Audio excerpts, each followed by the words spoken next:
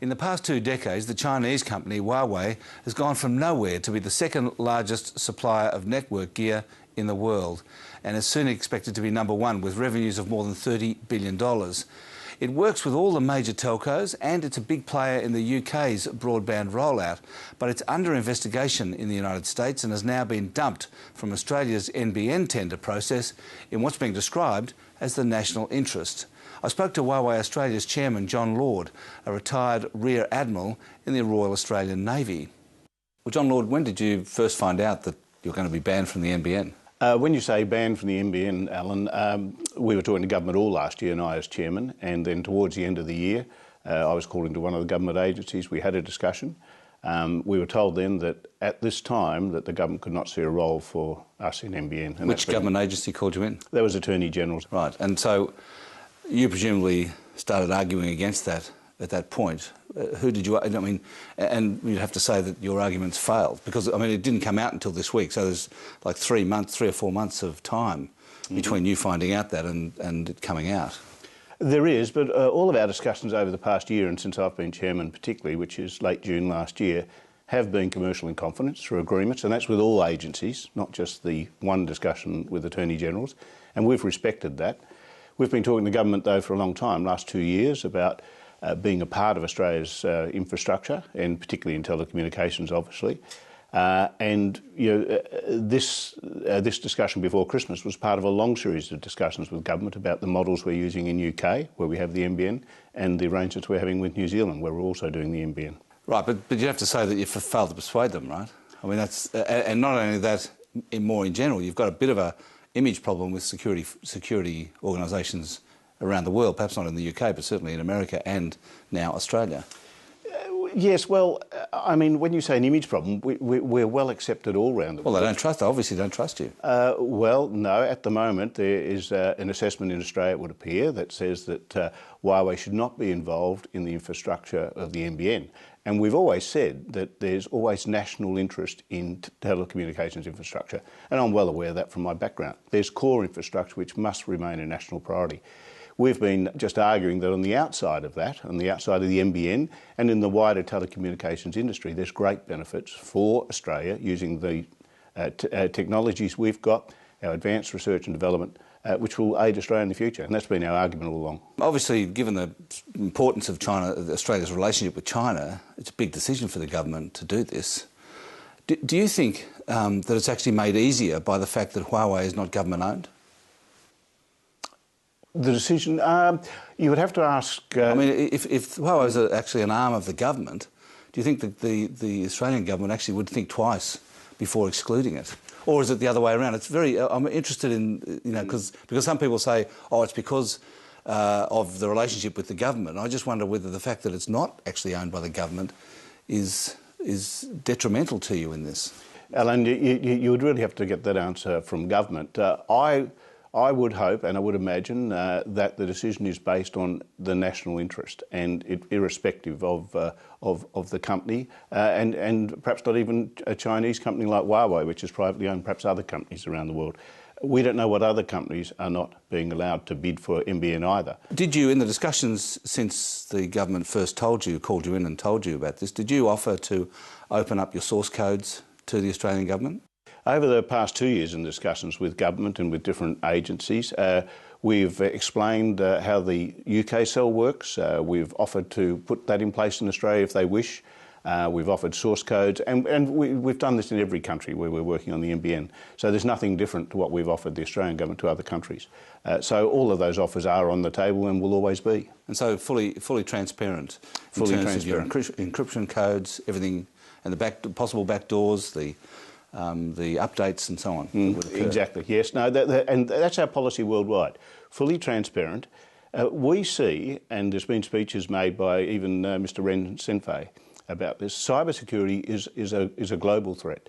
And it's a threat to us as manufacturers of telecommunications infrastructure. It's a threat to governments. It's a threat to private corporations. And only through transparency and working together are we all going to address the real threats from cybersecurity and hacking, etc. So it has to be a combined effort to defeat this.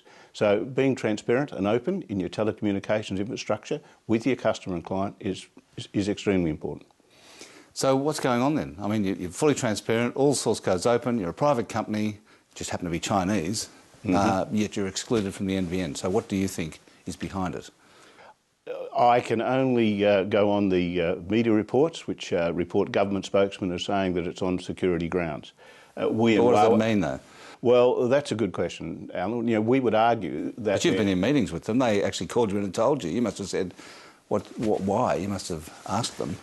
Well, they say it's in the national interest that Huawei's not part of the NBN at the moment, as they've said this week. Our argument will always be that there is core parts of the national infrastructure that companies like us would not expect to be in. We would still argue that there's parts of the NBN that are perhaps suitable.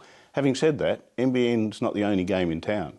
Our future in Australia is long-term, we're here to stay, and we believe there's bigger markets. What hangs off a national telecommunications infrastructure is where the real market is in the future. Thanks for joining us, John Lord. It's a pleasure, Alan. Thank you. Well, joining me this week, Marcus Padley, stockbroker at Patterson Securities and author of the Markets Today newsletter, Companies and Markets editor at the Australian Financial Review, Nabila Ahmed, Morning. and a colleague of mine and partner of mine from Business Spectator, Stephen Bartholomew's. Welcome to you all.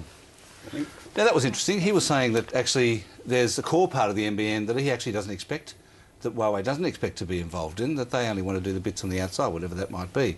So he's, in a sense, he's acknowledging the problem, I guess, in a way, isn't he? There are people who say that if you understand the network design of the NBN, even if you're on the periphery of it, you actually have a very good understanding of the way it works and its vulnerabilities. And so I suppose that's why they've been locked out completely. Remember, Huawei is telecoms in China are strategic sector, designated by the Chinese government as a strategic sector, and Huawei within that has been designated as a strategic company. So there is a relationship with the Chinese government which has clearly caused suspicions. Even though it's owned by the staff entirely. It is owned by the staff, founded by an ex-PLA officer, though, mind you, 30 years ago. But you can see this, the US hasn't allowed them into the US, and US companies are now not dealing with them because of the concern about what the US government might do to them. The UK put up some very severe protocols around their involvement in the NBN there.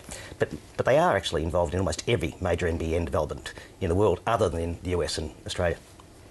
The thing with the UK is that they've set up an outside body to review all the protocols and everything, and I think Huawei did offer that to Australia as well. So, I mean, I think one of the points John Lord was making is why is it good enough for Britain but not for Australia?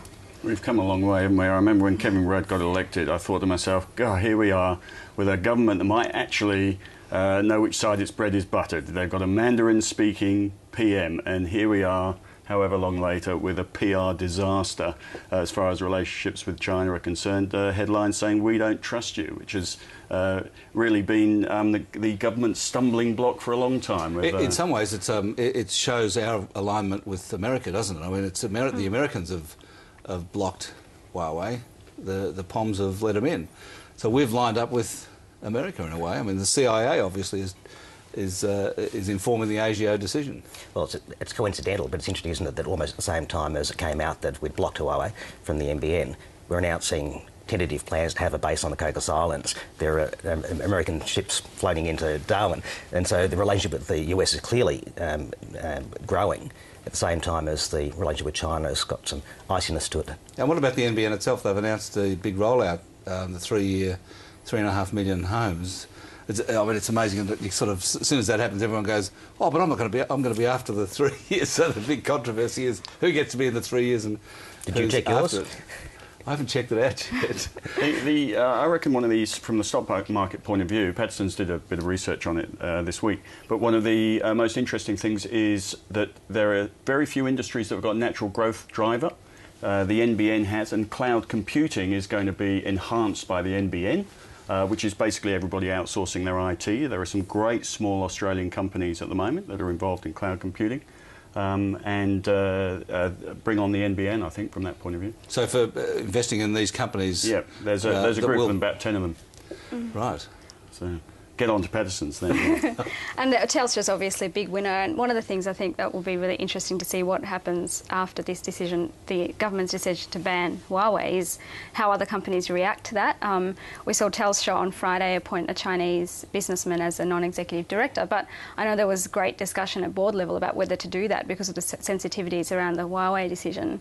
So I think it's going to be tricky for Australian companies going forward.